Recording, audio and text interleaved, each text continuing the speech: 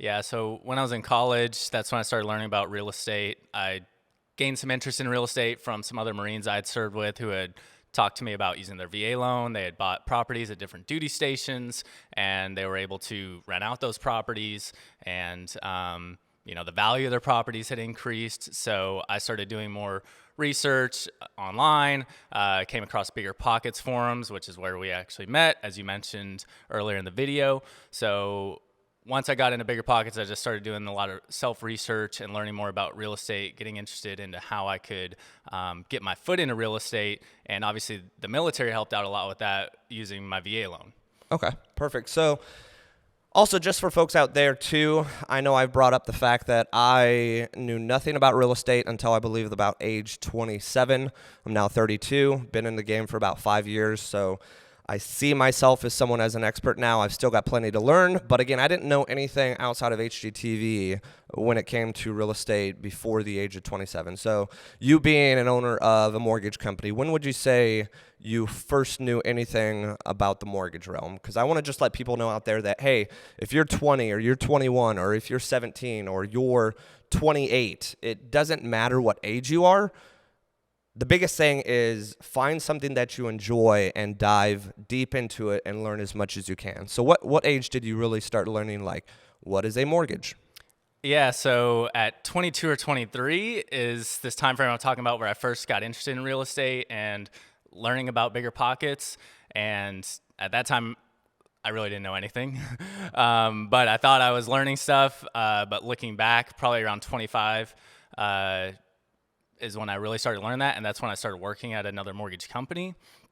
So interesting story on how I got into the mortgage industry because, as we mentioned, accounting and finance background, wanting to maybe run or own my own company, climb the corporate ladder. I picture myself going to a CPA firm and working my way to the top. Working there 40 years, 50 years, and retiring, happy life. So for people out there that want to be CPAs, and me, my degree was in mathematics. I actually joined the Marine Corps with the intent, hey, my job is supplying and accounting. I want to be an accountant. I took my first accounting college, class, and I was like, I do not want to be an accountant afterwards. This was actually while I was in the Marine Corps. So for the individuals that are out there, looking to become an accountant, you're talking about climbing that ladder and whatnot. What does that look like for, individuals that are looking to get into that career? Because it's a little bit different. Yeah, I mean, it's a great career, obviously. Very professional type career. So you're going to work your 9 to 5, you're going to work extra hours during busy seasons and just work your way up that corporate ladder, starting out as an associate, becoming a manager, becoming a director, a partner. So it's something that just takes time. And I know you experienced this in the military as well, where you'd have maybe a higher ranking individual, someone who's your boss who doesn't know as much as you or they're not as good as you, but because of their time in service or their time in rank, you have to climb that structure. And one thing that kind of encouraged me to be an entrepreneur is that I started right at the top. So I didn't have to climb a corporate structure and follow behind someone else who maybe didn't know as much as me or wasn't as hard of a worker as me. I got to build my own thing. Yeah, and that's great for all the young entrepreneurs or just new entrepreneurs to start with, is you really from day one, you are your boss, right? You don't, yes, hopefully you have mentors, hopefully you have people that you look up to, hopefully people that you lean on for any kind of guidance or motivation and whatnot. But when it comes to owning your own company, you really are the individual that's either going to make it or break it. It's not to say that it's all on you, but at the end of the day, it really is. So when you worked for the current mortgage company or your first mortgage company, what led you to work for that company and then start your own, or what made you decide to start your own? Yeah, so let me step back and tell the story of getting that first job in the mortgage industry, because I never pictured myself to work for a mortgage company. But as I got this interest in real estate, I wanted to purchase my first house. I wanted to use my VA loan, get some roommates, and stop paying rent.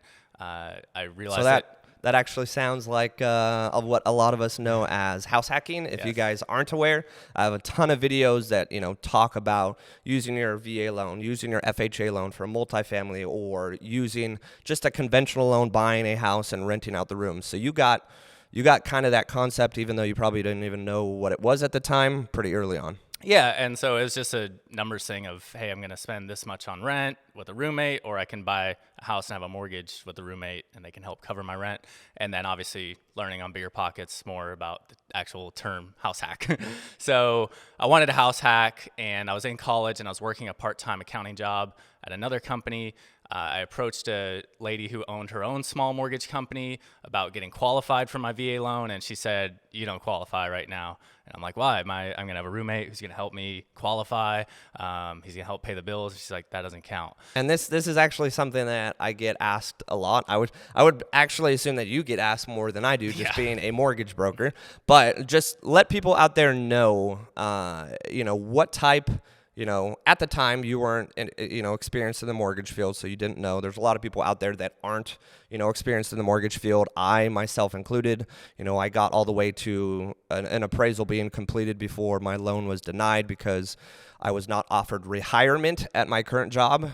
So when they did an employment verification, I essentially got my loan denied. So when it comes to veterans specifically, what type of income were you trying to include, and why wasn't it included?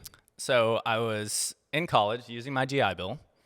When you use your GI Bill, you get a housing stipend, a housing allowance, plus your college is paid for. And I was working a part-time job, about 20 hours a week, doing accounting, and then I was going to have some roommates. Well, unfortunately, my part-time job didn't have 2-year history, so I couldn't count that because it was variable income. My roommate income, I couldn't count that because it was I was trying to buy a single family house, and you can't count roommates in your same dwelling. And then my GI Bill income, even though it's a housing allowance, which I think is, the dumbest thing ever, can't use a housing allowance to qualify for housing. You can only use it to go rent a place out. So I can't use the GI Bill housing allowance as qualifying income for a mortgage either because it's not expected to continue for 3 years. Okay. So what happened next? So I was trying to get qualified for the VA loan. She said, well, you can't qualify right now, but instead offered me a job. So she needed help with accounting, admin type functions in her company, and she saw some potential in me and actually offered me a job. So I went for a loan, got denied, got a job instead. And the goal there was that she'd be able to help me start working full time as I'm finishing up college so that I could qualify for a house and purchase my first house. So I started working for that company, was working there for a few months, and the owner kept encouraging me to get my loan officer license. So remember, at this time, I'm still just doing accounting and admin stuff. I'm learning about the mortgage industry from the corporate side of it. And I'm like, I'm not a salesperson. I don't want to get my mortgage license. I don't cold call people. I don't door knock. I'm not good in, networking events. So I always pictured myself behind the desk, computer, punching numbers kind of person. After a little bit of time, I decided, okay, I'll try this out. I'll get my license because I was on Bigger Pockets more. I was learning more about real estate investing, and I wanted to get some extra capital so I could purchase more properties. And so knowing that, hey, you get a good commission for mortgage loan officers as well as real estate agents, and that could help propel me. And I knew that I had friends my age who were about to start buying houses. I'm 25, 26 at this time, so a lot of people are going to be getting into the market, and I could help a few people out. But at that time, it still wasn't my goal to be a full-time loan officer or mortgage broker.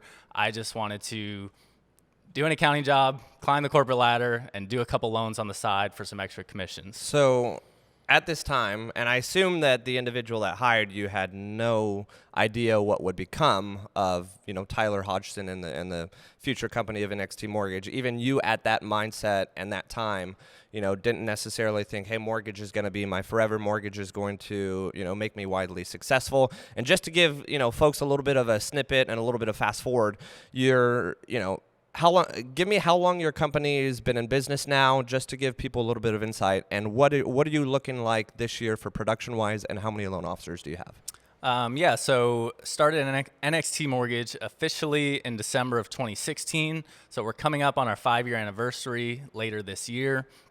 It started out with myself and a co-founder who was my roommate at the time. So we kind of started in the bedroom, in the house business, and built it from there to now we have an office space, obviously, where we're recording this video. And my personal production Last year, I was one of the top mortgage brokers in the state and in the country. I did 216 units, which I typically track units more so than volume, but that was about 61 million in volume. Obviously, loan officers do a little more volume numbers-wise than real estate agents. And then as a company, we're close to 30 loan officers now, 30 team members total, including support and operations staff. And that's just steadily been growing over the last 3 years. We brought on our first team member in 2018. And so each year, each couple months, we're adding more loan officers and continuing to grow that team.